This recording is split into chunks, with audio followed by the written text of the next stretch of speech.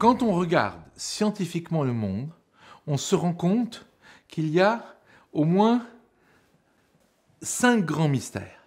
D'où vient l'univers? Pourquoi l'univers est-il réglé de façon tellement précise pour que la complexité et la vie puissent se développer? Comment la vie peut-elle apparaître alors que c'est improbable qu'elle apparaisse par hasard? Pourquoi est-ce que l'évolution de la vie semble être dirigée vers toujours plus de complexité et de conscience? Et quelle est la nature de la conscience de l'homme?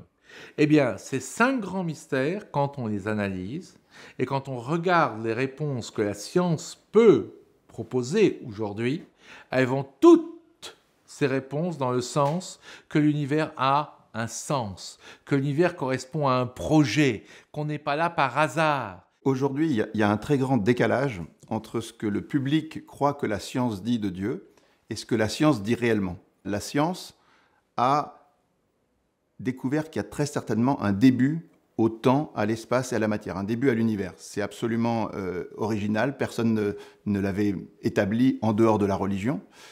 Et le fait qu'il y ait un début, ça change tout. Ça veut dire que la cause qui a créé ce début, ce commencement, qui est à l'origine de l'émergence, elle est forcément ni temporelle, ni spatiale, ni matérielle.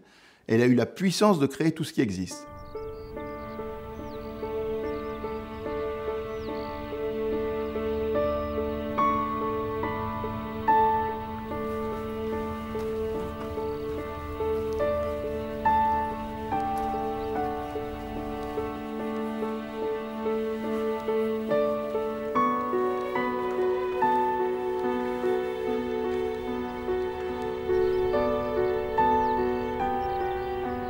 Nous sommes donc à l'Observatoire de Haute-Provence.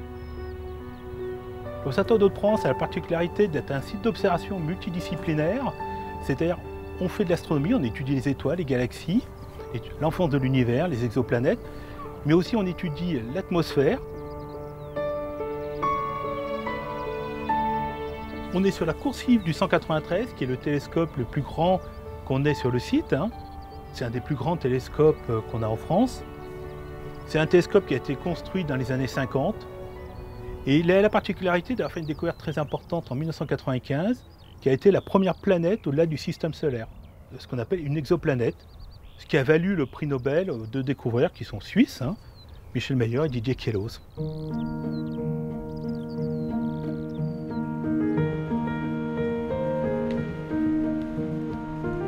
On est donc devant le 193 de l'Observatoire de Haute-Provence et au moment de son installation, il s'agissait ni plus ni moins que du plus grand télescope sur le continent européen.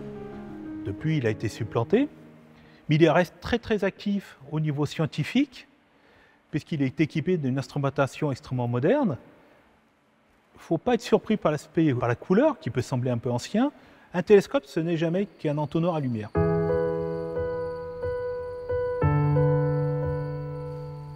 Nous, les scientifiques, on s'attache aux faits. Donc, on observe l'univers. Alors, l'astronomie a la particularité suivante, c'est qu'on ne peut pas reproduire ce qui s'est passé au début de l'univers. Donc, on se contente d'observer et d'essayer de l'expliquer plus ou moins bien. Donc, on a observé un certain nombre de phénomènes depuis à peu près un siècle. Par exemple, une découverte assez étonnante faite par Edwin Hubble, qui a étudié un certain nombre de galaxies lointaines. Et il a constaté que ces galaxies s'éloignaient plus elles étaient lointaines. Ça voulait donc dire que notre univers est en mouvement, est en expansion, est en train de se dilater, entre guillemets. Donc, comme il y a une expansion, on comprend bien que si on rembobine le film à l'envers, toutes les galaxies vont se concentrer les unes sur les autres pour arriver à un point singulier, comme on dit, qui correspond au début de l'univers. Et c'est d'ailleurs comme ça qu'on chiffre l'âge de l'univers. On trouve 13 milliards d'années typiquement. Ça peut paraître beaucoup, mais finalement, par rapport à l'infini, c'est presque un bébé. Au tout début, il y a un atome en quelque sorte qui est créé, et en un temps extrêmement court, 10 puissance moins 30 secondes, 1 milliardième de milliardième de milliardième de seconde, l'univers connaît une expansion d'un facteur 10 puissance 20. Autrement dit, vous avez cette expansion dès le début, et ça, c'est quelque chose qui crée de l'ordre, parce que les éléments sont corrélés au tout début, et ensuite ils partent dans tout l'univers, un peu comme des envoyés, mais ils gardent leur corrélation. C'est ce qui permet à l'univers d'avoir une homogénéité, sans laquelle nous ne serions pas là. Si nous étions dans un univers très inhomogène au début, il n'y aurait pas eu les galaxies, les étoiles, etc., qui se seraient créées. On est donc dans la salle de contrôle du 193, on est juste dessous le télescope. Donc là, on a les deux postes qui permettent de piloter les différents instruments. Donc là, on pilote complètement le télescope. Et là, on voit apparaître sur la gauche les images qui nous sont données par le télescope à un rythme assez régulier. Alors, ce qu'il faut bien comprendre, c'est qu'en science, on a rarement des images en couleur, on n'a que des images en monochrome. Et en général, on va s'intéresser à un chiffre.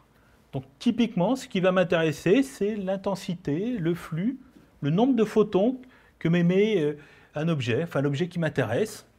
Donc ça, c'est l'image d'une étoile qui a explosé. Alors c'est un point assez faible, très très faible, qui donc a explosé environ 12 milliards d'années.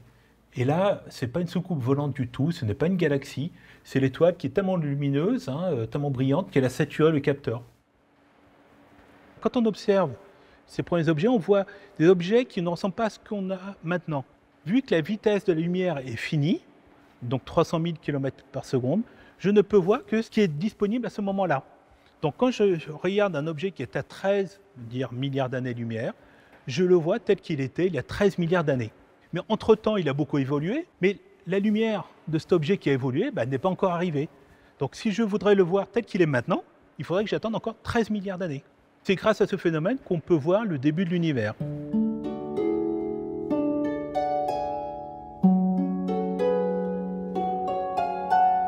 La lecture de l'univers peut se faire selon une clé scientifique et selon une clé théologique.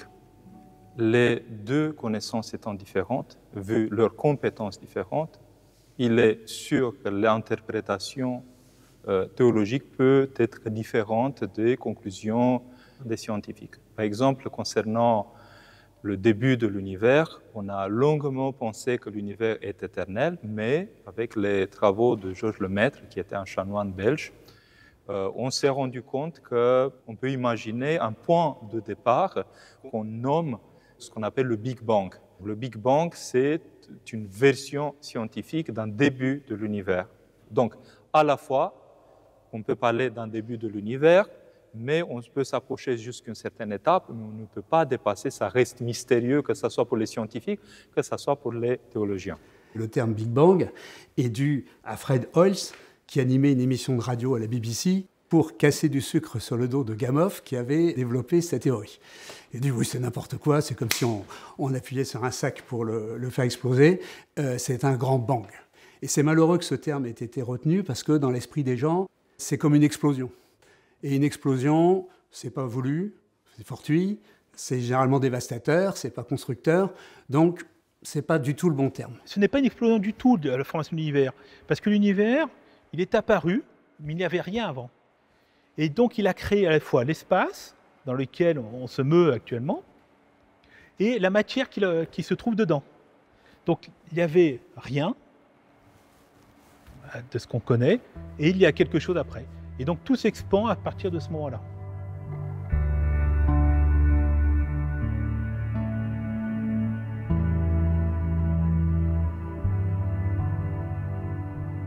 Dans notre univers, qu'on appelle l'espace-temps, le temps, l'espace et la matière sont liés. Les trois ne peuvent pas exister l'un sans les deux autres. Kant, le grand philosophe, vous savez, il a fait ce qu'on appelle les antinomies de la raison. Il a expliqué que la raison ne pouvait pas fonctionner pour parler du début de l'univers parce qu'elle pouvait prouver tout et son contraire. Il a imaginé qu'avant la création de la matière, il y avait un temps vide. Aujourd'hui, on sait que ça ne veut rien dire. Parce que si vous avez du temps, c'est forcément que vous avez de la matière. Et si vous avez de la matière et du temps, c'est forcément que vous avez de l'espace. Vous ne pouvez pas avoir de l'espace sans temps et matière. Vous voyez, les trois sont liés. Et ça change tout. Parce que le commencement du temps et le commencement de la matière, c'est aussi le commencement de l'espace. Théologiquement parlant, on peut parler d'une création ex nihilo, ça veut dire qu'il y avait zéro, il n'y avait rien. Et selon la parole de Dieu, il y a des choses qui se produisent, comme on peut dire toujours une explosion initiale qui se développe au fur et à mesure dans l'univers tel qu'on connaît. Par contre, le scénario cosmologique du Big Bang n'est pas nécessairement une preuve de l'existence de Dieu dans une sorte d'honnêteté.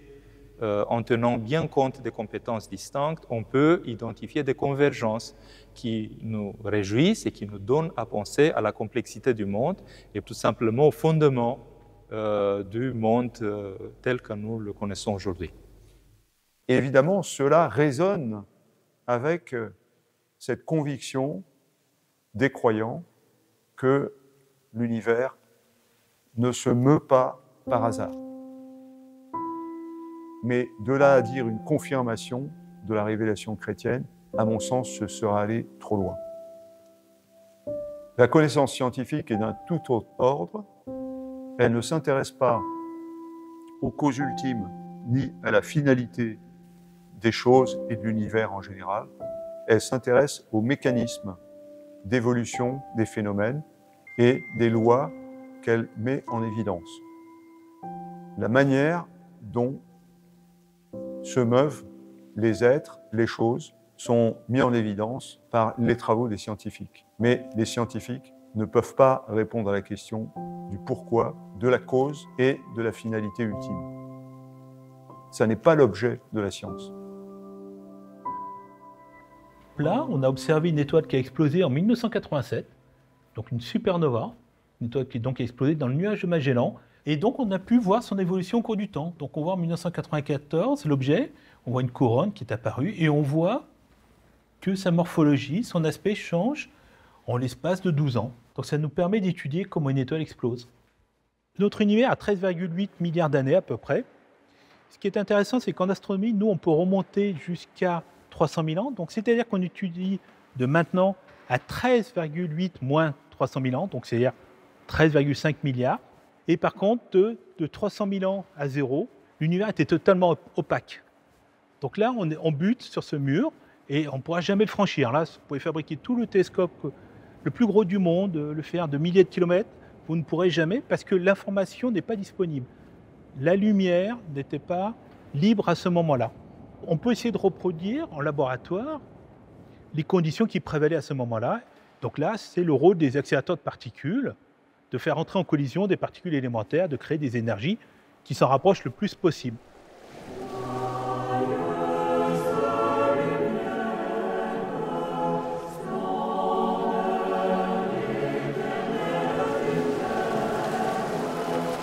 Extrait des réflexions de saint Basile de Césarée sur le premier chapitre de la Genèse, au sujet de la création du monde, IVe siècle.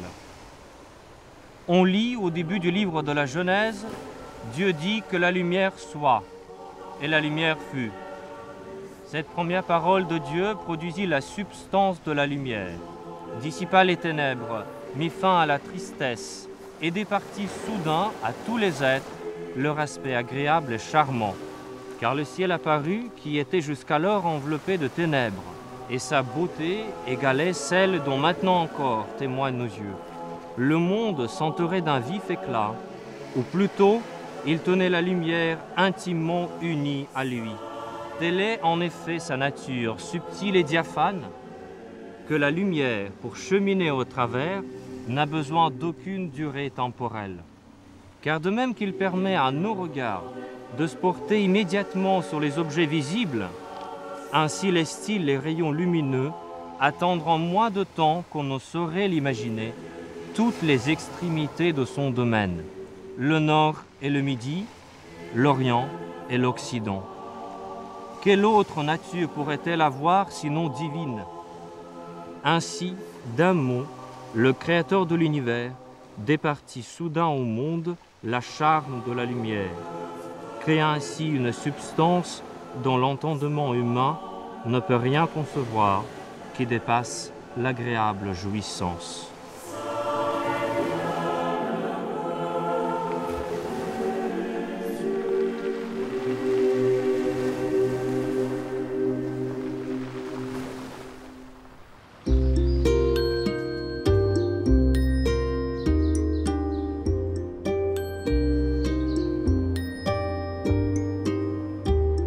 Bienvenue au CERN, c'est un centre de recherche où on s'occupe des recherches sur la physique des particules, aussi sur le début de l'univers. Et particulièrement ici, on fait des études pour comprendre mieux ce qui se passait jusqu'après le Big Bang.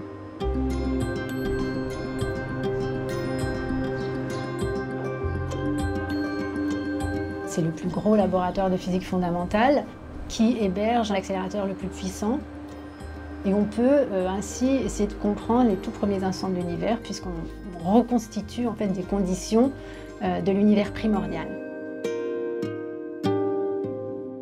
Avec les télescopes, avec la lumière issue des étoiles et des galaxies, on arrive à explorer l'univers, mais finalement l'univers est relativement récent, quand les grandes structures se sont formées, les galaxies. Mais avant, avec les télescopes, on n'arrive pas vraiment à explorer les instants primordiaux, en fait, parce qu'à cette époque-là, l'univers est une espèce de plasma très chaud, donc la lumière ne peut pas se propager, donc on n'arrive pas à voir la lumière issue des tout premiers instants. Avec le LHC, le Large Hadron Collider, c'est un accélérateur avec une circonférence de 27 km, donc c'est vraiment un appareil énorme dont on a besoin pour qu'on puisse recréer la matière comme elle existait jusqu'après le Big Bang. On a des protons qui circulent dans un anneau, qu'on accélère à une vitesse proche de la vitesse de la lumière et qu'on va faire rentrer en collision. Donc vous allez être capable de créer de nouvelles particules lors de cette collision. Donc ça, c'est absolument unique. Il n'y a aucun autre accélérateur sur cette planète où on a de telles conditions extrêmes, en fait. Les accélérateurs de particules ont permis de produire de nouvelles particules. Et dans les années 60-70, c'était même, on appelait ça la forêt des particules nouvelles. Chaque semaine, il y en avait quasiment une nouvelle. On leur a donné des noms, les particules étranges, etc. Et donc, il y a eu une grande évolution jusqu'en 1980-90 avec des particules nouvelles prédites qui ont été trouvées. On peut citer ce qu'on appelle les bosons W, trouvés au CERN en 1984. C'est l'idée qu'au début du monde, ce qu'on perçoit comme maintenant comme deux interactions différentes, ça n'en était qu'une. Et ça, c'est quelque chose de très fascinant en physique, c'est que ce qui est au début est simple. Et on a eu l'idée ensuite de dire qu'il n'y a peut-être qu'une seule force au début, qui va ensuite se scinder en 4 forces élémentaires, gravitation, forte, faible, électromagnétique. Les particules au début, c'est quelque chose de très simple. Les niveaux d'énergie des atomes, c'est tous les mêmes, c'est très simple. Et c'est cette simplicité, entre guillemets, parce qu'elle est subtile, qui va donner lieu à la diversité du monde. Le monde ne se crée pas dans la diversité au début, il se crée dans la simplicité.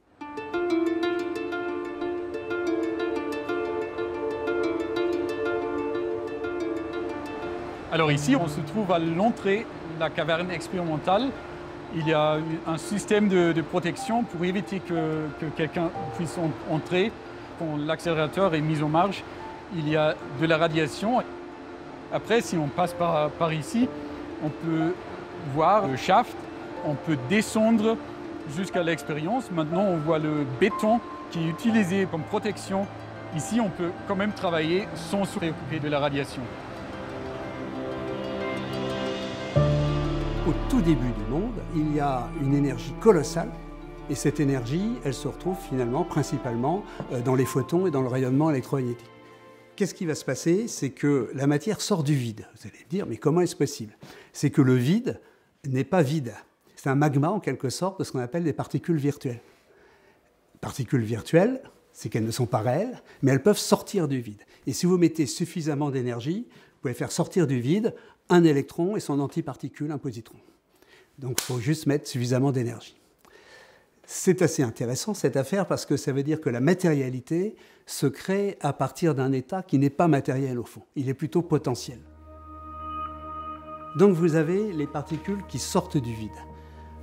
Principalement les particules légères pour commencer, les électrons, les quarks.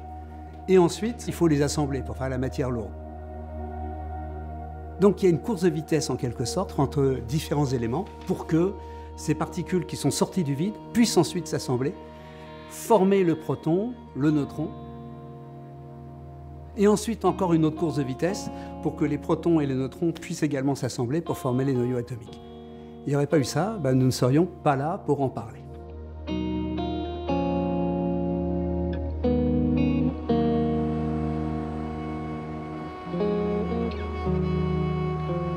Ici, on voit la salle de contrôle d'Alice. Il y a les gens qui s'occupent de l'opération de l'expérience, qui prennent les données. Ici, principalement, on fait la recherche fondamentale. Donc, notre but, c'est de comprendre les lois de la nature.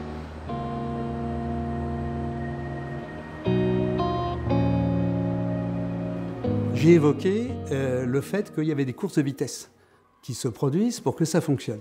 C'est ce qu'on appelle le réglage fin, ou encore le fine-tuning.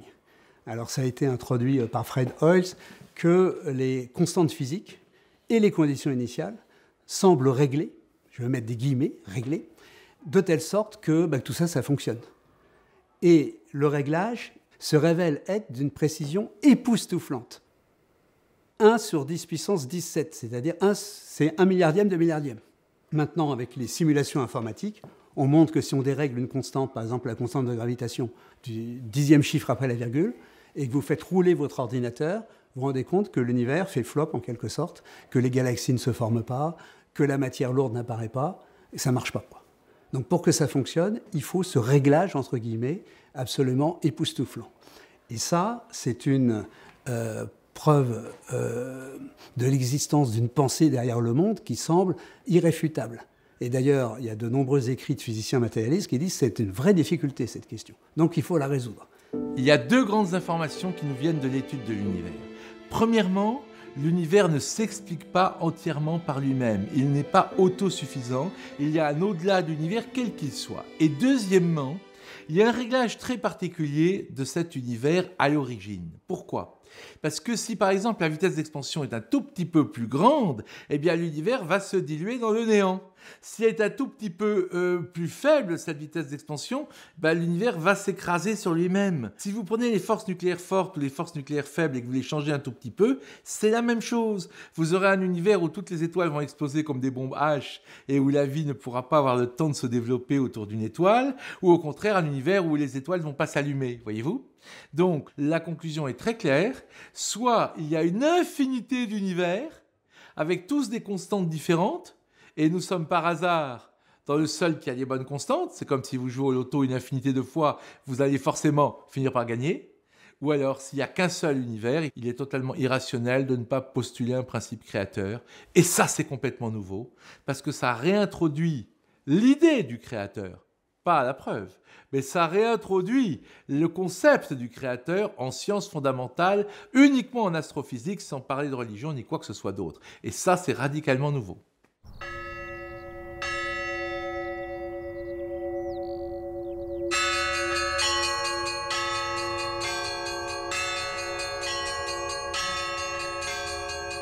Il ne s'agit pas d'une preuve quelconque de ce dessein divin. Il s'agit simplement d'un argument qui peut conforter la foi chrétienne. Pour ceux qui ne sont pas croyants, ils diront tout simplement que c'est le fruit du hasard.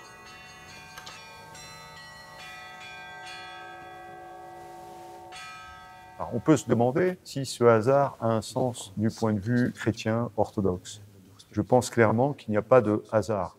Mais lorsqu'on pense qu'il n'y a pas de hasard, ça veut dire qu'il y a une providence de Dieu. C'est-à-dire que Dieu est non seulement le créateur, mais qu'il veille sur sa création en permanence. Autrement dit, pour citer certains pères de l'Église, comme saint Grégoire de Nice, par exemple, autrement dit, Dieu est toujours présent.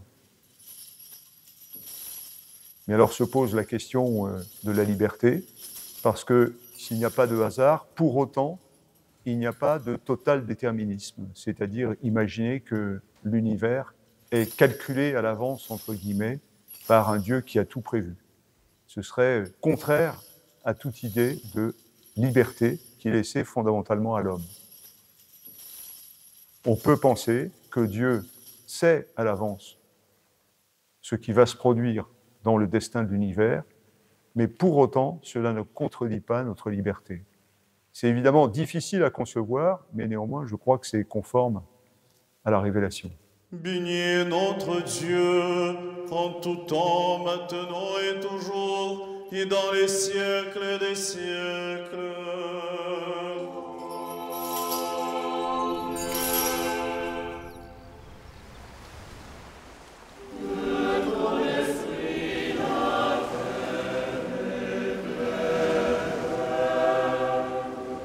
Au commencement du livre de la Genèse, Dieu commande à la terre de produire l'herbe, la plante, les arbres de toutes sortes, ainsi que des êtres vivants, bestiaux et bêtes sauvages selon leurs espèces.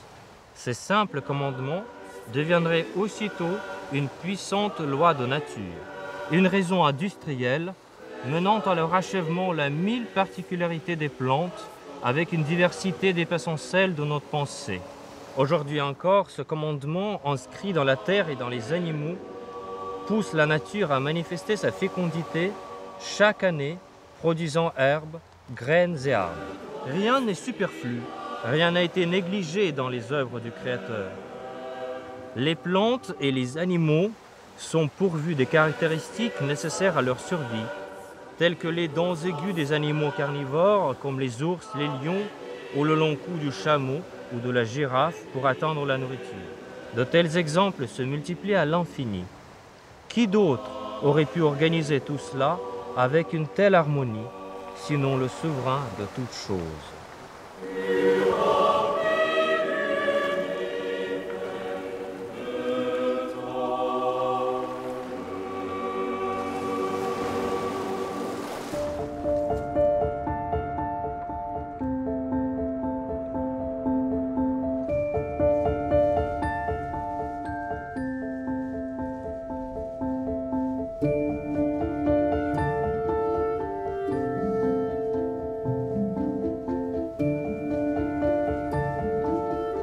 Nous sommes dans l'exposition Origines du Musée des Confluences. Dans cette exposition, on a vraiment voulu montrer la question des origines d'un point de vue scientifique, mais en regroupant autant les sciences humaines que les sciences dites dures. On connaît l'âge de la Terre, 4,4 à 5 milliards d'années. Et puis on connaît aussi l'âge de l'apparition de ce qu'on appelle les premières briques de la vie, entre 3 milliards 800 millions d'années et 3 milliards 500 millions d'années. Le premier élément qui est à l'origine de toute vie, ce qu'on appelle l'UCA, l'ancêtre commun universel à tous les êtres vivants le plus récent dans l'histoire, à l'origine, c'est une sorte de protocellule. Il y a ce qu'on appelle les stromatolites. Alors les stromatolites, ce sont ce qu'on appelle des cyanobactéries. Elles ont, comme tout être vivant, ce LUCA comme ancêtre commun. Ces cyanobactéries peuplaient les océans et en transformant le gaz carbonique des océans en oxygène, ont permis le développement de la vie dans les océans dans un premier temps, de créer une atmosphère au bout de centaines de millions d'années qui va protéger la Terre de chutes de météorites et puis qui va permettre aussi à la vie de se développer hors océan et bien plus tard sur Terre. Donc ça, c'est vraiment une preuve d'un animal qui, à un moment donné, a permis, grâce à la photosynthèse, à la vie de se développer. Comment est-ce que la matière inerte est devenue le premier être vivant et puis ceux qui ont suivi?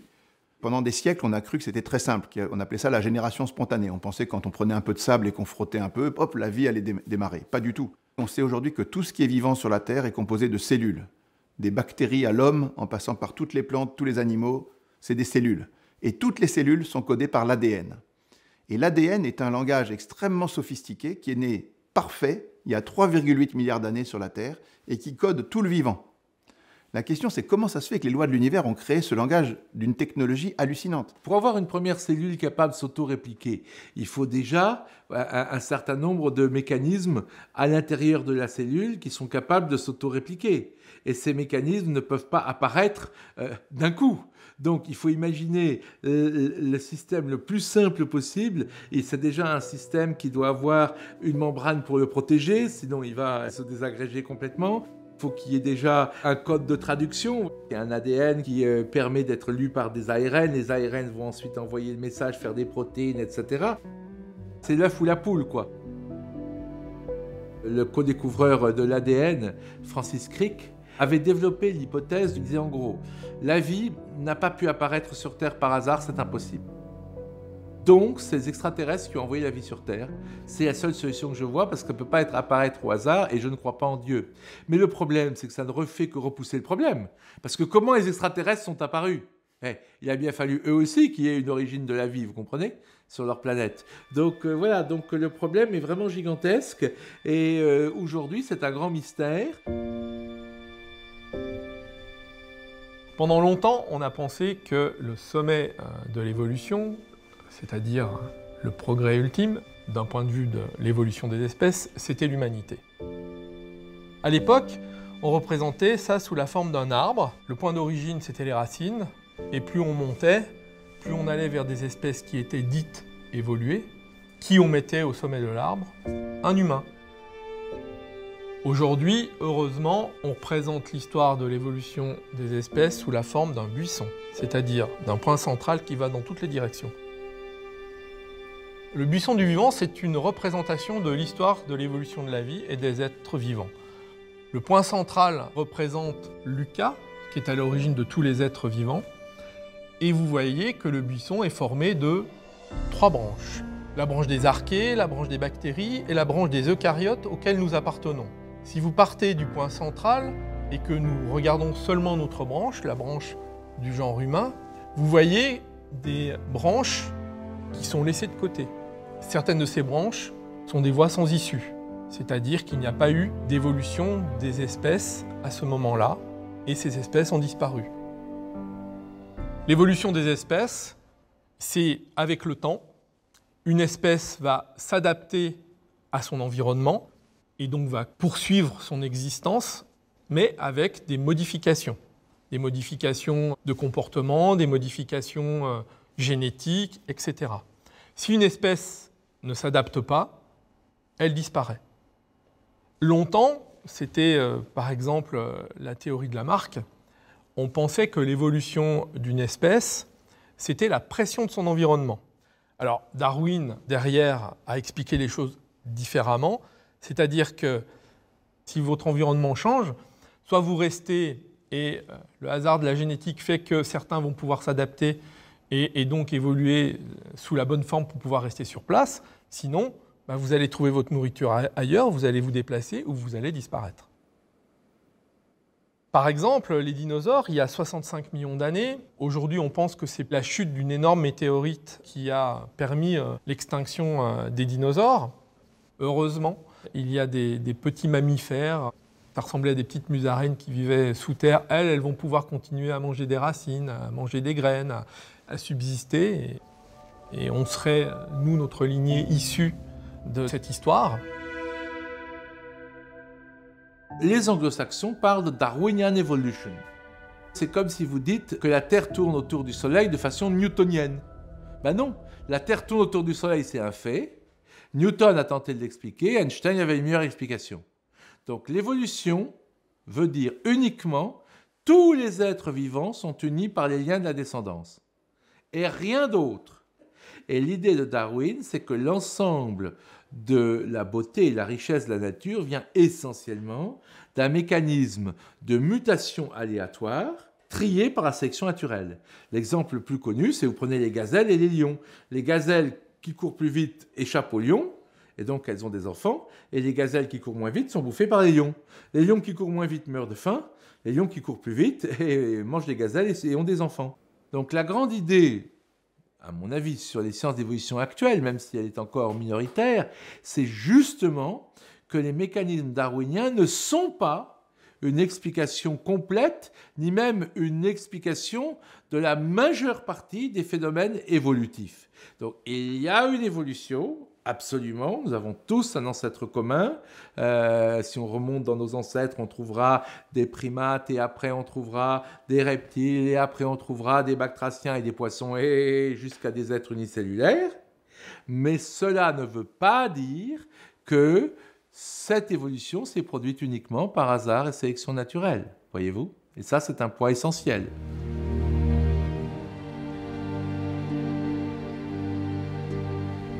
On dit souvent que nous descendons du singe, nous humains, ce qui est une erreur sémantique, parce que nous sommes un grand singe. Notre espèce, dans l'histoire de l'évolution de la vie, et quand on étudie les familles d'espèces, nous faisons partie des grands singes, au même titre que l'orang-outan, le gorille ou le chimpanzé, qui ne sont pas nos cousins, mais qui sont nos frères.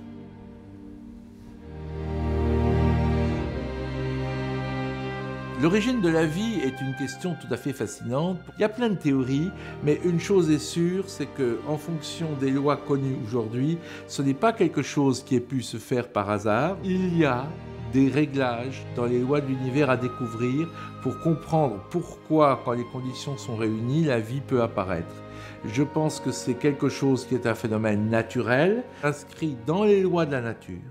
Et ces lois de la nature ne sont pas encore toutes connues et restent à découvrir. Et quand on les découvrira, je pense qu'on verra que l'univers a été réglé à la fois pour que, au niveau astrophysique, la complexité puisse se développer, que les étoiles existent, qu'elles durent suffisamment, que l'univers ait le bon réglage, mais aussi, eh bien, il y ait cette émergence de la vie. Donc c'est vraiment quelque chose qui ne peut pas se produire par hasard et qui doit donc être inscrit dans la loi de l'univers. C'est impossible de nier qu'il y a une évolution, mais cette évolution, elle est programmée. Vous savez, ça se passe exactement comme quand vous mettez des billes au sommet d'une montagne. Vous ne savez pas comment elles vont descendre, mais elles vont aller dans des vallées. Les vallées sont déjà là. Vous êtes sûr que les billes ne peuvent pas aller en dehors que des vallées, c'est déjà programmé. Comment elles vont y aller? C'est chaotique, c'est-à-dire que personne ne peut prévoir la trajectoire qu'elles vont avoir. Mais le monde, c'est ça. C'est-à-dire que les lois sont faites pour que ça aille dans une direction. Il y a un mélange de programmation et de hasard. Et c'est comme ça que le monde évolue vers l'homme.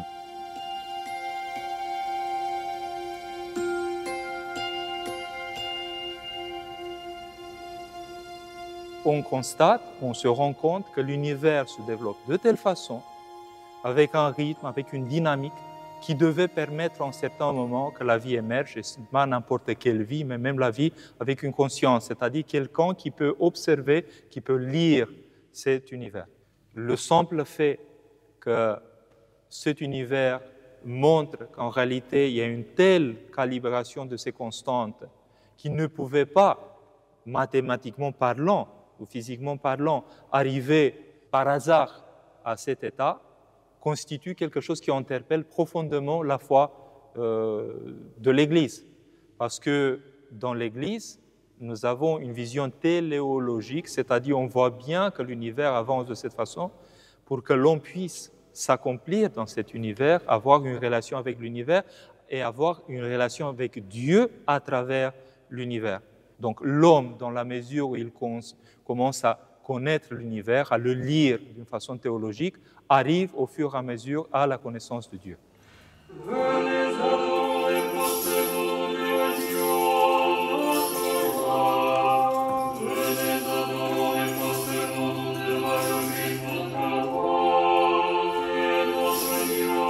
Nous devons constater que l'évolution des espèces, c'est un fait scientifique bien affirmé.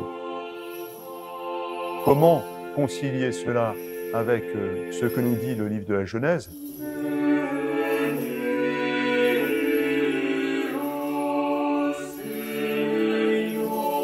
Il est clair qu'il ne faut pas prendre le récit biblique de manière fondamentaliste. Il faut dire qu'une partie des pères de l'Église ont lu parfois le texte biblique de manière assez littérale. C'était le cas de l'école d'Antioche. Mais d'autres pères, les Alexandrins et surtout les pères cappadociens avec saint Basile le Grand au IVe siècle, Grégoire de Nice, ont considéré qu'il fallait prendre le texte avec un recul, c'est-à-dire en faire une lecture symbolique. Symbolique, ça veut dire qu'on s'attache à découvrir le sens spirituel de ce qui est dit dans le récit de la création en 6 jours.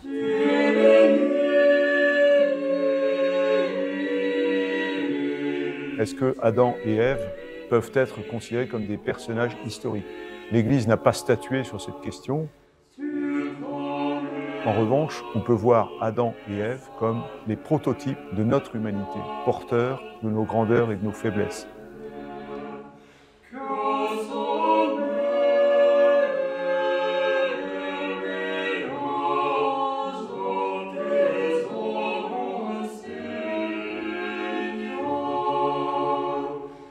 Et il y a une solution. Elle a été développée par Monseigneur André Léonard, l'ancien primat de Belgique et évêque de Bruxelles, et il a prêché plusieurs fois au Vatican, qui a dit la chose suivante.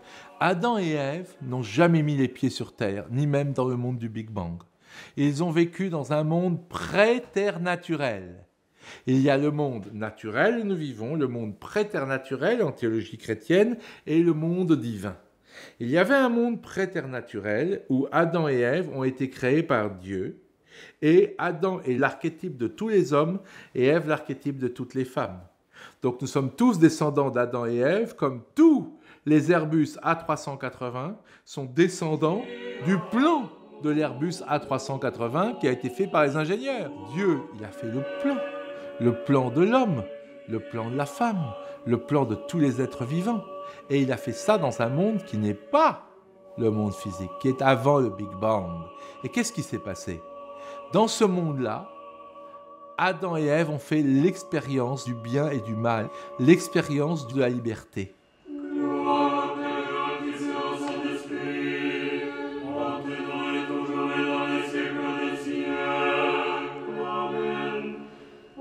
Faut-il considérer que la mort est simplement le résultat du péché? Il y a plusieurs explications possibles. Étant donné que l'homme arrive tout à la fin de l'évolution des espèces vivantes, il est le couronnement de la création. Nous savons bien qu'avant, il y avait des êtres vivants nombreux, de nombreux animaux qui s'entre-dévoraient. Donc la mort était déjà inscrite dans l'univers. Comment cela peut-il s'expliquer au plan théologique? Plusieurs théories ont été émises. On trouve chez certains pères l'idée, qui est proche du judaïsme ancien, qu'il y aurait d'abord eu, dans l'histoire de l'univers, la chute des anges, qui expliquerait le désordre dans l'ensemble de la création. Dieu grand et admirable, qui par ton ineffable bonté et ta généreuse providence remplit l'univers, qui nous accorde les biens terrestres, et par tes bienfaits nous fait entrevoir le royaume promis. Tu nous as permis d'échapper. Mais il existe une autre vision, selon laquelle l'homme est apparu comme mortel, c'est-à-dire créé par Dieu comme mortel, parce que la mort est un processus naturel. Et que donc les êtres vivants, qui au départ étaient eux-mêmes soumis à la mort, finalement, cette mort n'était pas le fruit d'un péché, mais était un processus naturel, et Dieu, dans sa sagesse, prévoyait un équilibre entre toutes les espèces. Ça, on le trouve très bien illustré dans la réflexion d'un saint Athanase d'Alexandrie, mais aussi de saint Augustin en Occident. Dieu grand et sublime, seul jouissant de l'immortalité, demeurant dans la lumière inaccessible, toi qui as tout créé dans la sagesse, tu as séparé la lumière des ténèbres et établi le soleil pour régir le jour. L'homme a été créé mortel, tout simplement parce qu'il est issu du néant. Il n'est pas divin par nature. Mais en même temps, créé mortel, il est appelé à la vie divine. Et pour qu'il reçoive la vie divine, il faut qu'il soit dans une relation de vie avec le Créateur. Et c'est là qu'arrive le péché des origines, c'est que l'homme se détourne de cette vocation. C'est-à-dire cette mortalité n'était qu'une potentialité au départ, et elle est devenue une réalité parce qu'il a tourné le dos au projet divin. Toi-même, Seigneur ami des hommes, reçois notre prière comme l'encens devant toi. Du point de vue chrétien orthodoxe, le Christ est nommé Nouvel Adam par saint Paul. Le Christ vient délivrer l'humanité de ses faiblesses, de sa mortalité et son péché.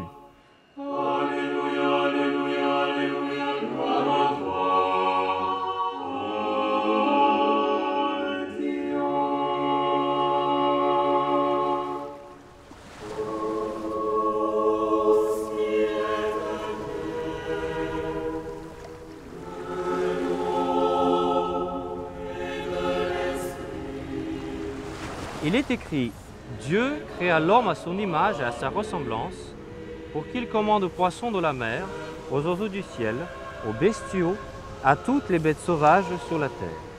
En quoi l'homme possède-t-il l'image de Dieu? Et comment participe-t-il à sa ressemblance? Ce pouvoir de commander est-il dans l'âme ou dans la chair? C'est dans la supériorité de la raison où se trouve le principe de commandement. Écoutons les paroles de l'apôtre. Bien que notre homme extérieur dépérisse, notre homme intérieur se renouvelle de jour en jour. De quelle manière, demandons-nous? Je distingue deux hommes, l'un qui apparaît et l'autre caché sous celui qui apparaît, invisible, l'homme intérieur. Le moi se dit de l'homme intérieur. Ce qui est extérieur n'est pas moi, mais mien. La main, ce n'est pas moi, mais elle est mienne. Elle est une partie de l'homme. Ainsi, le corps est l'instrument de l'âme. Donc, lorsque nous lisons que Dieu créa l'homme à son image, c'est-à-dire, il lui a donné la supériorité de la raison.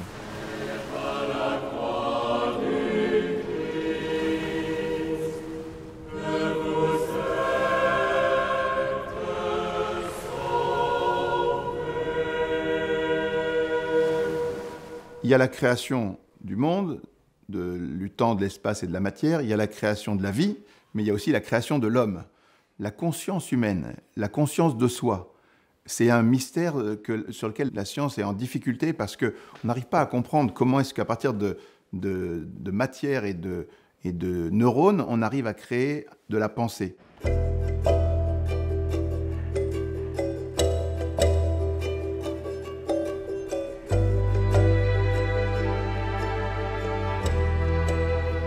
Bienvenue dans notre laboratoire. Dans cet environnement, dans cet espace, c'est là où on étudie en fait les activités électriques qui sont produites dans le cerveau de rongeurs. Tout ça dans le but de mieux comprendre le fonctionnement du cerveau et de guérir avec plus d'efficacité les maladies neurologiques. La question de la définition de la conscience est l'une des plus difficiles. En fait, la conscience, c'est un peu comme le temps. C'est-à-dire que dès qu'on ne réfléchit pas à ce que c'est, on comprend ce que c'est en fait. Et c'est un peu pareil pour la conscience. Je pense que chacun d'entre nous, à cet instant, moi qui parle, vous qui me regardez, nous savons que nous sommes conscients, nous avons un sentiment intime, intérieur, de cet état très particulier de notre être. Mais il n'y a pas de définition consensuelle chez les scientifiques. C'est assez étonnant d'ailleurs. En tous les cas, je pense qu'il y a 3 grands points de vue par rapport à l'approche scientifique de la conscience. Le premier positionnement est un peu pessimiste, c'est celui du mystérianisme qui consiste à dire on ne pourra jamais expliquer ce que c'est que la conscience. L'autre aspect, qui est plutôt celui qu'on pratique dans notre institut, c'est celui de la neurophysiologie, qui consiste non pas à vouloir expliquer ce que c'est que la conscience, mais de vouloir établir des corrélations entre un événement conscient, une expérience consciente et ce qui se passe dans le cerveau en même temps. Et puis il y a une troisième approche qui est l'approche fonctionnaliste. On se moque de ce que c'est que le cerveau finalement. Il a des propriétés biologiques, mais ce n'est pas important pour ce qui est d'expliquer la conscience. Ce qui compte, c'est ce que fait le cerveau en termes de computation, en termes de fabrication d'informations. Et que si on arrive à fabriquer la même information que fabrique un cerveau quand il produit de la conscience, on va fabriquer de la conscience. Alors voilà un exemple justement de neurone qui a été enregistré avec les électrodes que l'on peut insérer à l'intérieur des neurones. Et quand on fait ça, on est en mesure d'injecter dans le neurone un traceur, c'est-à-dire une molécule qui va remplir le neurone. Et ensuite, Sarah, qui est là, elle peut révéler à nos yeux le neurone lui-même. Grâce à ces techniques qu'elle a utilisées, elle est capable de reconstruire en 3 dimensions un neurone, ce qui nous permet de comprendre comment un neurone va intégrer, va parler aux autres neurones. Notre conscience, tout ce qu'on est en train de faire en ce moment, qui fait qu'on a les yeux ouverts, qu'on a des représentations internes, ça se fait grâce à des neurones comme ça. Parce que ça, c'est un neurone du cortex, et on sait que quand on est privé de cortex cérébral, on n'est plus capable de réaliser des expériences conscientes telles que l'on est en train de les faire à cet instant. Ce qu'on appelle la conscience, déjà, il faut considérer, c'est très important, elle possède 2 dimensions. Ça, c'est la première chose dont on ne parle pas suffisamment. La première dimension est une dimension plutôt objective. C'est-à-dire que pour être conscient, il faut que notre cerveau soit dans un état qui permette d'être conscient. On appelle ça des états de conscience ou des états de vigilance. Mais ça ne dit rien sur le contenu de leur conscience. Donc il y a cette deuxième dimension de la conscience qui est une dimension qui est subjective. Chacun d'entre nous, tout seul, dans son secret intérieur, sait ce qu'il ressent, connaît ses expériences mentales et il ne peut pas les partager en fait. Je ne sais pas, quand on regarde un ciel bleu, quand on voit un coucher de soleil, quand on regarde la personne qu'on aime le plus au monde, c'est très difficile de considérer l'expérience que l'on a intérieure par des chiffres ou par des quantités physiques. Je pense qu'on peut mesurer la conscience avec des propriétés physiques, véritablement, tant qu'on ne s'adresse pas aux propriétés subjectives, phénoménales de la conscience. Peut-être aller voir ce que fait Marc, qui est en train de travailler sur qu'est-ce qui se passe quand le cerveau est privé d'oxygène, et puis qu'est-ce qui se passe aussi quand on va réanimer l'animal. Donc le but ici est de comprendre comment un cerveau va s'éteindre, qu'est-ce qui se passe dans les neurones au moment où un cerveau s'éteint, et qu'est-ce qui se passe aussi quand un cerveau est capable de récupérer une activité normale. Si on considère un cerveau humain, si je pouvais lui positionner une électrode à la surface du crâne, je verrais des fluctuations continues d'activité électrique. Ces fluctuations permanentes qui existent dans le cerveau, elles vont interférer avec toutes les informations que notre cerveau reçoit et rendre notre cerveau en fait incertain. L'incertitude qui est inhérente au fonctionnement du cerveau humain est une propriété biologique, du fait que les synapses fonctionnent de manière un peu aléatoire. On dit qu'elles vont produire un bruit, mais ce bruit en fait, il est indispensable pour un bon fonctionnement du cerveau. Pour une machine, c'est l'inverse en fait. Une machine ne peut pas tolérer un bruit de fond qui vienne perturber les calculs qu'elle est en train de réaliser. C'est ce bruit de fond qui non seulement crée de l'incertitude, mais c'est grâce à lui qu'on est conscient et qu'on peut en fait se mettre en relation avec le monde qui nous entoure.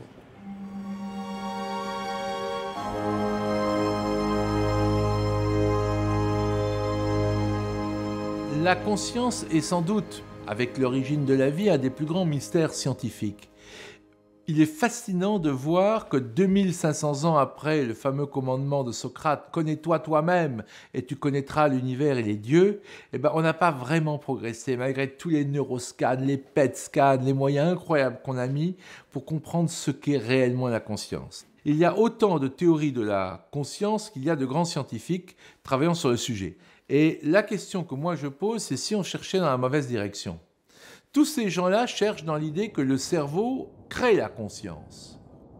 Je citerai le scientifique français Dominique Laplane qui disait que la conscience fait partie de l'univers comme la matière, comme l'énergie, comme le temps et l'espace. Il y a de la conscience dans l'univers et que notre cerveau serait une espèce de récepteur de conscience qui la traduirait en une conscience individuelle. Un peu comme l'artisan utilise du fer pour faire un cheval en fer, ou un coq, ou une horloge, vous voyez. Eh bien, il y aurait vous, moi et d'autres. Nous sommes différents, mais nous sommes différents parce que notre cerveau, en quelque sorte, travaillerait la conscience, mais la conscience serait quelque chose d'universel.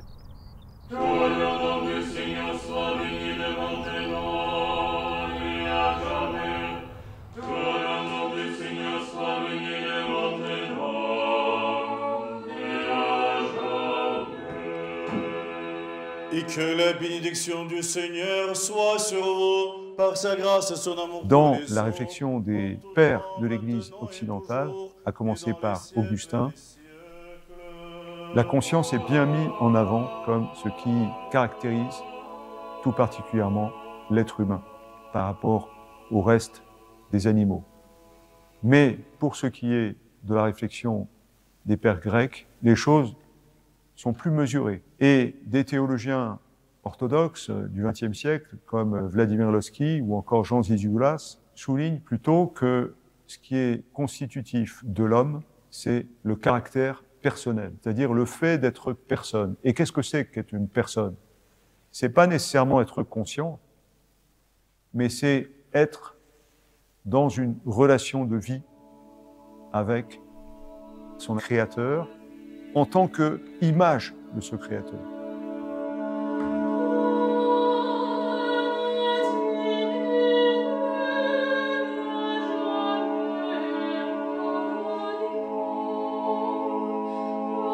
Il n'appartient qu'à l'homme, dans l'ensemble de la création, d'être image de Dieu. C'est cela qui constitue sa personne. Je prends les étapes de la vie d'un être humain. Lorsqu'il est d'abord fœtus et ensuite même petit enfant, a-t-il une conscience? Pas vraiment. Il a l'embryon d'une conscience. Et on sait aussi, malheureusement, qu'à la fin de son existence, bien souvent, l'être humain, par toutes sortes d'étapes, peut perdre sa conscience, en particulier dans des maladies graves. Est-ce qu'on dira pour autant qu'il ne s'agit plus d'une personne? Est-ce qu'on dira qu'il a perdu tout sens de l'humanité? Je crois que ce serait très grave si on arrivait à ces conclusions. En revanche, ce qui me paraît absolument évident, c'est le fait que l'homme est un être orienté vers son accomplissement hors de lui-même, dans des relations de vie, dans des relations éternelles. Et cela, il le vit dans l'espace de l'Église.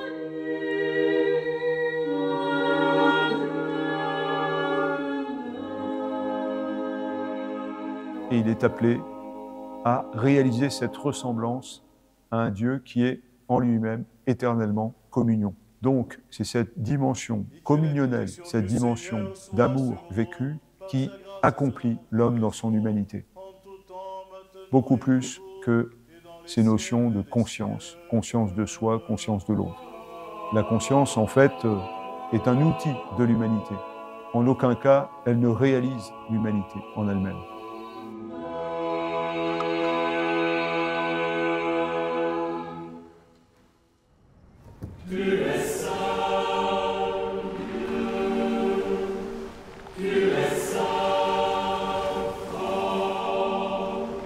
Notre foi, c'est que Dieu, avant qu'existât rien de tout ce que nous voyons maintenant, avait projeté et résolu d'amener à l'existence ce qui n'était pas encore, tout à la fois.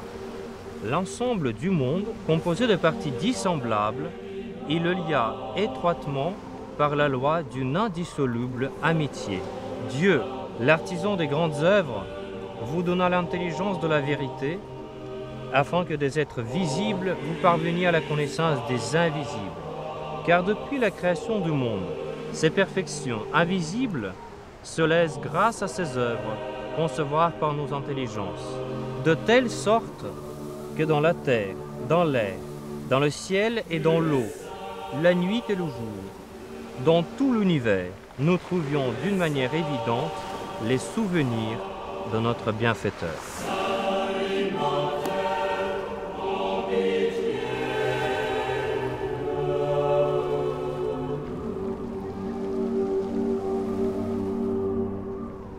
Je pense qu'il est important de maintenir un dialogue entre la science et la théologie.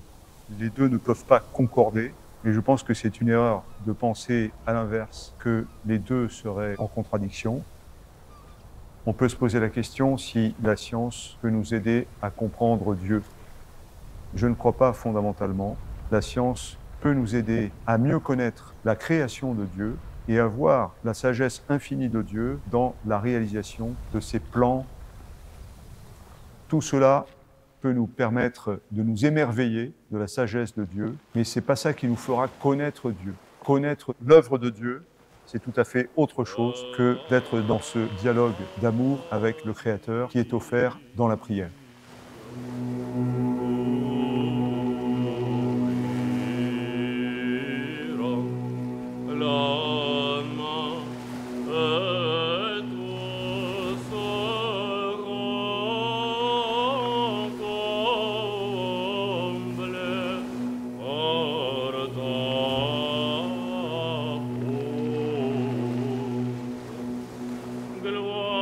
La vie de l'homme peut être une prière, si elle est tournée vers Dieu. On ne va pas dire que parce qu'on a affaire à un scientifique, il va mieux connaître Dieu que celui, par exemple, qui taille les arbres dans la forêt.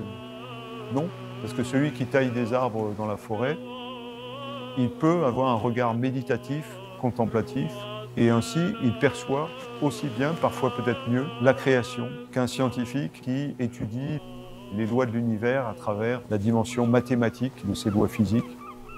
Il s'agit de deux ordres différents, connaissance scientifique et intelligence théologique. Intelligence théologique greffée sur la prière. Que tes œuvres sont admises.